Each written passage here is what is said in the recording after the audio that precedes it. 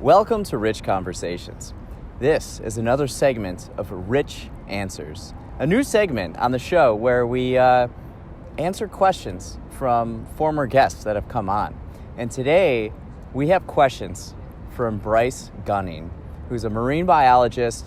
He works down in the Sea of Cortez. He drinks mango margaritas, and he's always on the beach having a good time. He was on episode 185, and we talked about saving the oceans, ocean conservation, animal facts, and how dolphins might be the biggest jerks in the animal kingdom. But right now, we are in Chicago, and we're downtown in Millennium Park. It's a beautiful day, early March, and you know, when it hits the 60s in March in Chicago, it is so magical. The energy is so electric, and here in Millennium Park, there are people from all over the world, so it's cool to talk about our podcast and answer questions from people around the world, surrounded by people from around the world. Now let's get into it. Bryce has some excellent questions.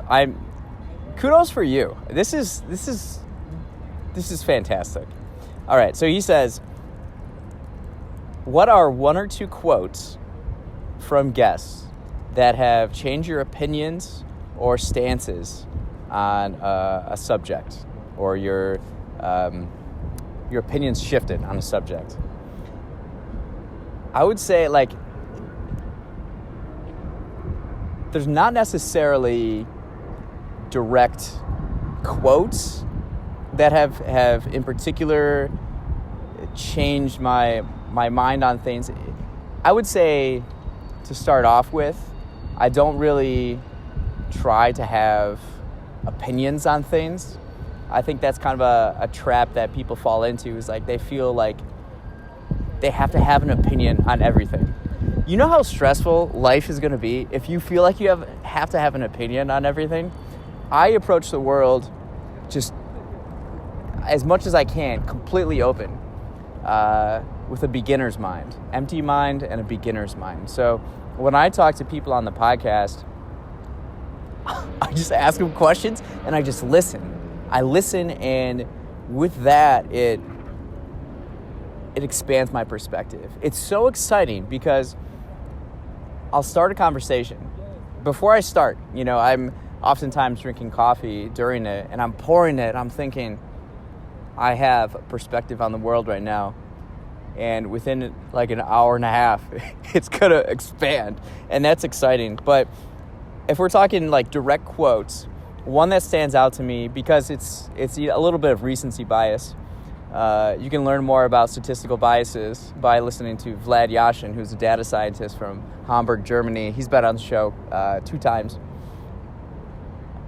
Episode 203 with the Mansours. This is one of my favorite episodes because it's 3 siblings that are all scientists, and they're in materials and mineral engineering, gemology, physics, and we really talked about some scientific realities and possibilities of the 21st century. And this is something that really excited me. They said, the world's first trillionaire will come from materials. And lately, talking to engineers and scientists have inspired me to go out and learn more about physics on my own. So I've been learning about quantum theory and how everything around us is made up of atoms. So everything are just building blocks. And it's really about how things are assembled that make things what they are. And materials, this episode I went in and I probably didn't know, of all the episodes, I knew very little about the actual subject we were about to talk about. And it was so fascinating. So the world's first trillionaire come from materials. And the buildings you see behind me are kind of like late 19th century. And the ones, if you can't really have this view, but around me, you know, you have more glass buildings. And so I asked about that. And it's like, the skyscrapers and the skylines of the future, is it possible that they look completely different? And they said yes. 50 years from now, we may be using materials that have not been invented yet. And here's what's crazy. With the information revolution, quantum computing enables us to take elements of the periodic table and put them in like algorithms and model the result. Whereas before you would, have to physically, test this stuff through the scientific process. But now you can model it, so it cuts back so much on time, energy, and resources. And the materials of the future could be invented by, say, a 15-year-old with a laptop with the right software. And to me, that is so incredible and exciting. So I would say that would be one of the quotes. And just overall, in general, what we were talking about before is that reaching out to people in different countries all over the world. We've talked to people on every continent now except Australia. And having conversations, like real conversations with people about life and their interests. And you see how similar we are and how interconnected we are, and it's pretty awesome. So as far as quotes go, the world's first trillionaire will come from materials. That's a good one. What is the main man's morning routine? How does he start off so positive in the morning? This is a question I've been getting increasingly lately, and my morning routine is my favorite part of the day. And I sometimes will go to bed early in anticipation to start the routine even earlier, to have even more time to do it. And so what happens, I don't set alarm clocks. My body just wakes me up, and then I just get up when it wakes me up. And first thing I do, go into the kitchen, and I start boiling water in a tea kettle. And I grind whole beans from Colombia, light roast. And then I have a French press. So I put it in there. And then while I let it steep, I meditate. So I follow these Sam Harris 50-day guided meditations. So I basically go from like day 16 to 50 and then start back at 16. Those are kind of the evergreen ones. So after that, then you have the first, you press down on the French press and you pour it, and just that first sip. The first sip is awesome. So then we get into philosophy. So I read from the Daily Stoic every morning. And so it's just one page, and I read it, I think about it, and then I proceed forward. Now, this is where things start to... I tinker quite a bit with the morning routine. And this morning routine has evolved a lot, starting in like late 2018 to now. And in COVID especially, I really committed to developing a morning routine and doing it every day. You just get better at it, and it improves, and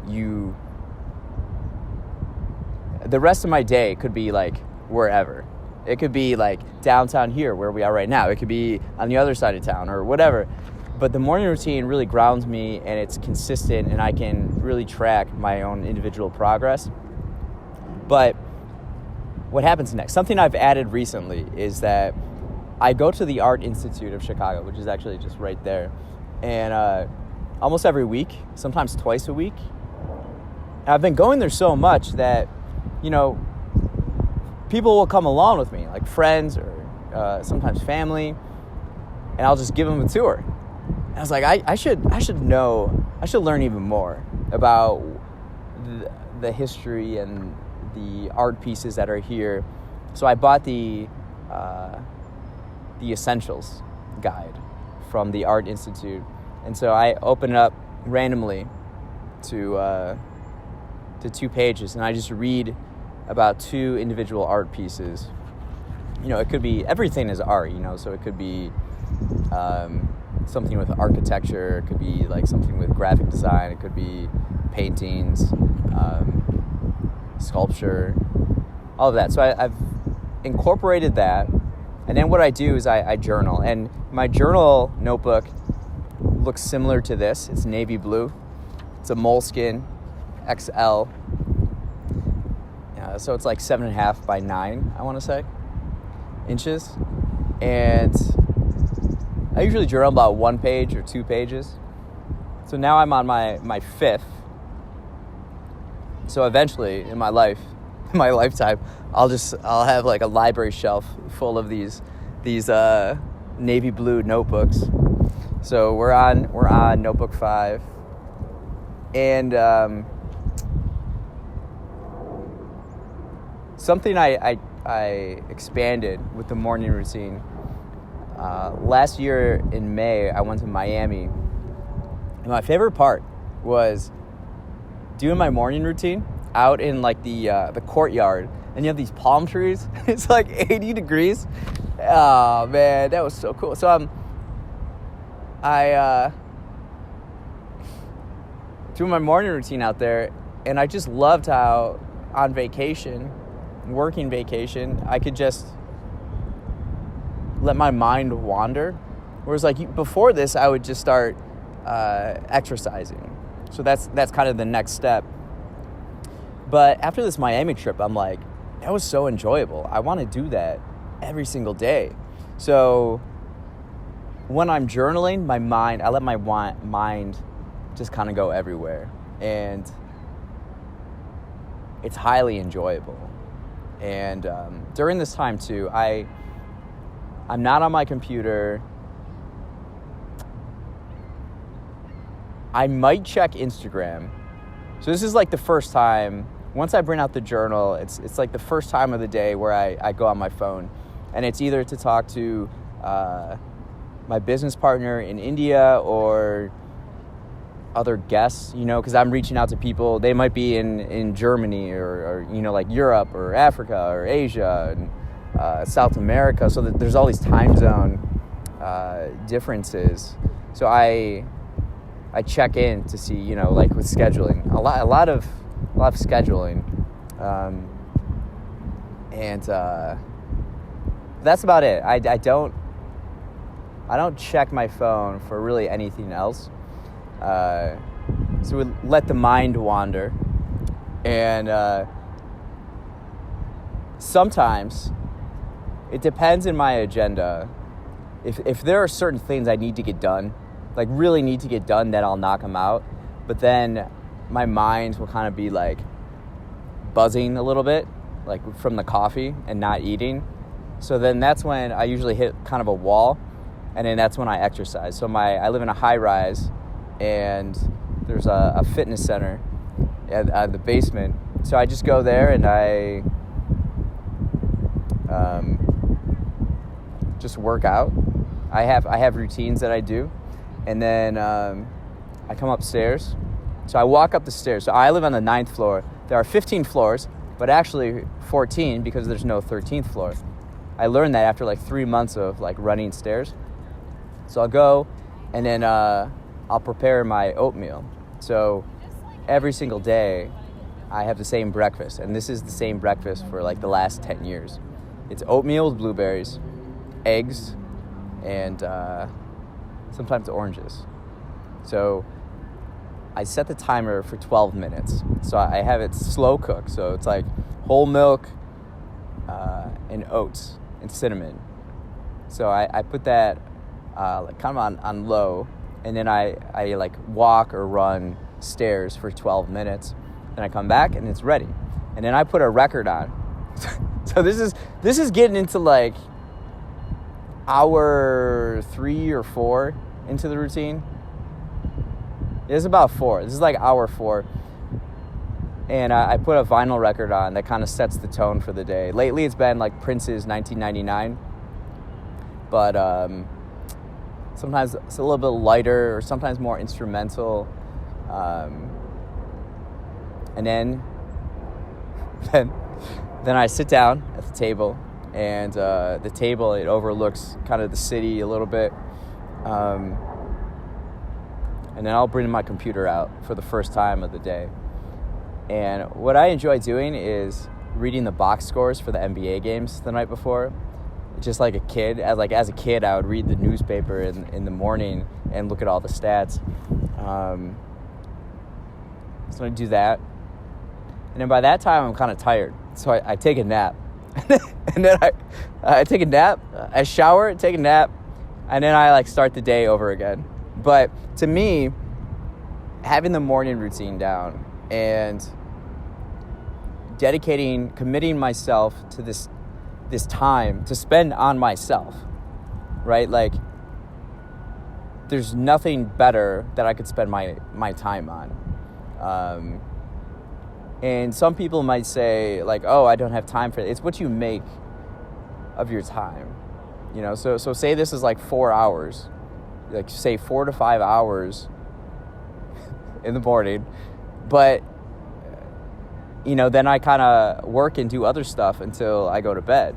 And I don't watch TV shows or movies.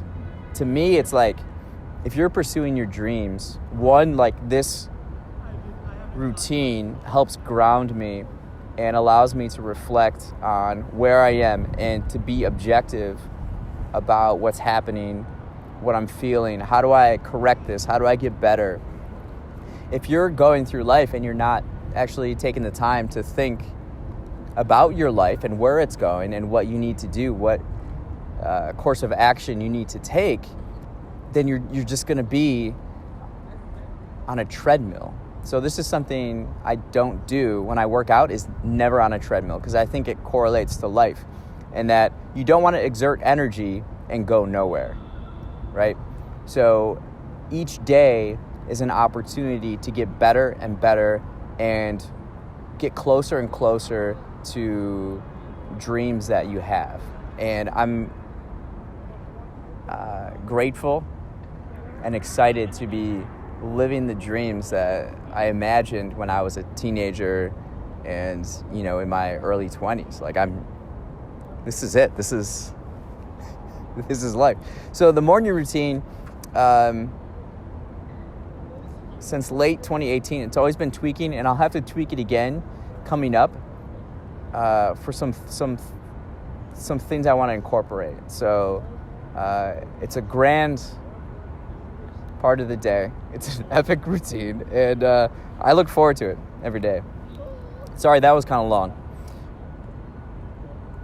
Okay, the third question that Bryce has: what episode do you think deserves more hype? Every single one, truly. But one that comes to mind, I would say, is episode 189 with Robin Nua. Hearing his story and his journey from Nepal to Dubai is so inspiring. At the age of 10, he started going to the dump in Nepal and look for electronic parts. And he was so curious about how things worked. He wanted to know how they worked. So eventually he built himself a DSLR camera, an MP3 player, a computer, and then he would use that computer. He would figure out how to cyber hack and get software, and which led him, and these skills led him to landing a job in Dubai. And it's cool to talk to people that have a similar mindset as you, where there is no limit to what you can do as a human.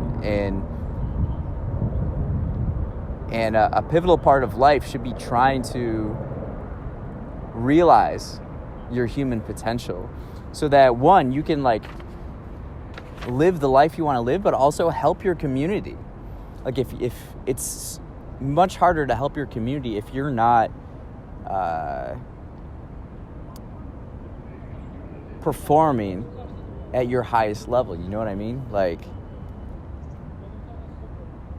The better you become as a person and talented and skills, the more you can give. And I think that's what's important about life, is having the ability to give. You know, that's kind of what frustrates me most right now. It's like, I just want to give more. I want to give more and more and more. I want to be as generous as possible. And the only way to do that, I think, is going back to this morning routine. Every day when you get up, start working on yourself. You know, get better, improve. And Robin, episode 189, it's fantastic. I just love hearing him talk and how he wants to get back, and how motivated and inspired he is. Of course, Bryce's episode 185. That was a lot of fun. Bryce, oh man, Bryce is a cool guy. I like Bryce. Another one I would say, episode 165, Alex Pate on urban farming in Chicago. This was a really unique episode. I shot this. I wanted it to be like a PBS kind of special or episode. And this is kind of where I want the podcast to lead into, is like Alex works on an urban farm, a farm in the city. So it's called City Farm Chicago. And, you know, just this empty plot of land surrounded by, you know, I wouldn't say skyscrapers, but I mean, really large buildings, and just growing produce, learning about agriculture. It's and so he showed me around, and he was showing me, you know, here's this, and here's the garlic, and here's tomatoes, and oh, this is a community garden over here, so people can just come and you know, grow their own produce and food. And I think it's cool. The more people that get involved, especially in the city, I think that's really cool. I grew up on a farm, so I'm aware of farming and agriculture, but to involve and get more people to participate in that process of growing food is cool. So I'm really proud of you know, how we shot it, and you know, I had to learn a lot for that episode, and I had to like bump up my approach and devices that we're using and things like that. So that's a special one, I would say. Question 4. What's a topic you haven't yet touched or too scared to? I'm not scared to talk about any subject or topic. To me, more so, I feel like I've talked a lot, or a lot of things are implied on certain things. I might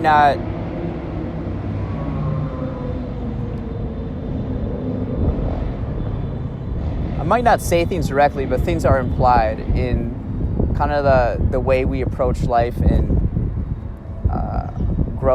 expanding our perspective. To me, actually, the subjects I won't do, or not subjects, it's really the type of content. So I don't want to create like clickbaity and like news-oriented stuff where it becomes outdated within a day or a week. I want to create content that you can be watching a week from now and also 75 years from now. And to me, that's what I want to focus on, because if I'm going to be dedicating time and putting effort into things, I don't want it to be outdated or useless in a week. And so it's more so the type of content that I stay away from or pursue, you know. Question number 5. What advice would you give anyone under 15 on their dreams? I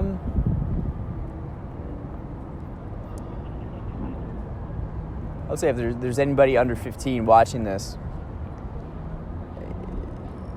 you've probably felt something inside you that would be your dream, right? You have dreams inside you that you want to realize in your life.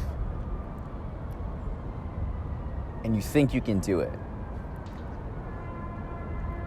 I would say you're most likely right. You probably can do it. You can do it. The issue becomes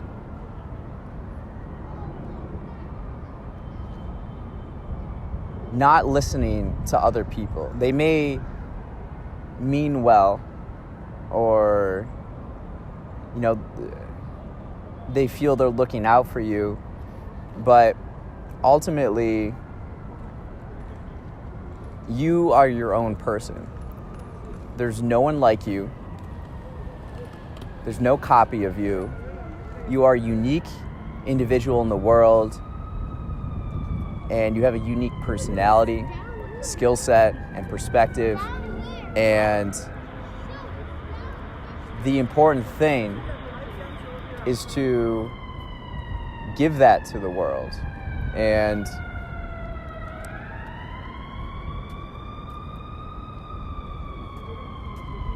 one of the hardest things to do around that age of 15 is to develop the confidence in yourself to go do it, to pursue it, right? Right now, I'm sitting in Chicago. When I was 15, I dreamed of living in a big city because I knew I wanted to do certain things and I wanted to live a certain way. And I wanted to do like radio, TV, and like media type of stuff. That was always fun to me. And this is what we're doing, right? Look at behind me. When I was 18, I moved to Chicago, and now I've lived in Chicago since, and I love it. And it's like practicing being fearless and practicing being yourself. The most important thing to do is be yourself. And the way to do that is to not compare yourself to other people. Because again, you're a unique person, and you have a personality and perspective that's different from everybody else. So while someone may mean well for you, they're projecting their own opinions and thoughts onto you, right? So that person has a different personality, a different view of the world, but it's not yours. So how is that going to help you? Like, this is if you're doing your dream, you have the skills and the capabilities to do it, but they might not. So they might be projecting like, oh, they want to do that, but they're projecting their own skills and personalities onto it. I would say one of the best things, probably the best thing that my parents and teachers did when I was growing up is not tell me no. So what I mean by that is I would have like crazy ideas. Like, instead of doing a book report, I want to write a movie script, make a movie, and do that. And I took it to my teacher, the idea, and they're okay, you know, or like, you know, we have to give a presentation on science or inventors or something. So I just started talking about Thomas Edison, and I went to the Dearborn Museum, so I got like a VHS. I recorded that and gave like a 45-minute presentation. We're supposed to give 5 minutes. I went on for like 45 minutes talking about Thomas Edison. My teachers didn't stop me. Like, I would wear suits to school. This is a high school in rural Wisconsin, and I would just wear suits to school. I'd bring a briefcase instead of a backpack. There are like a list of things. I would drive my tractor to school sometimes, and I just believed in myself. And I'm just like, if you're confident in yourself, you can do like almost anything. And that same approach with life. If you're confident, that's like that's like the most part of life. And I think at age 15, practice, just do stuff. Pursue your curiosity. That's probably the most important thing. pursue your curiosity and just do it. And through it, you're going to develop skills. You're going to develop interests and passions. Do that. And I would also recommend getting good grades. Now, grades themselves don't mean too much, but what they will do is provide you more opportunities. And the higher grades you have, the more you can kind of rebel a bit and pursue kind of what you want, right? So if you have, like I graduated with a 3.93, I think, in high school, but having high grades and just like doing contrarian things, people will be less likely to stop you or to say like, they'll use the grades thing as an indicator of whether you're messing around or not, right? If you get good grades, you can kind of mess around all you want.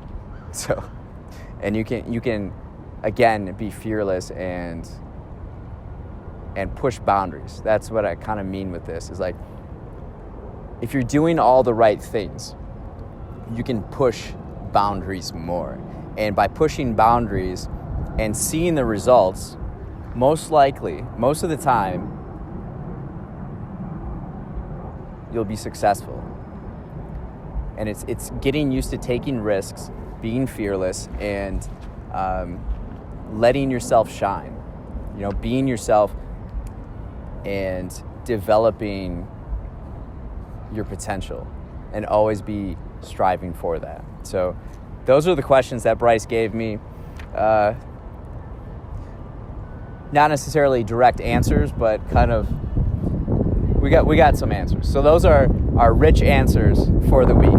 Thank you, Bryce.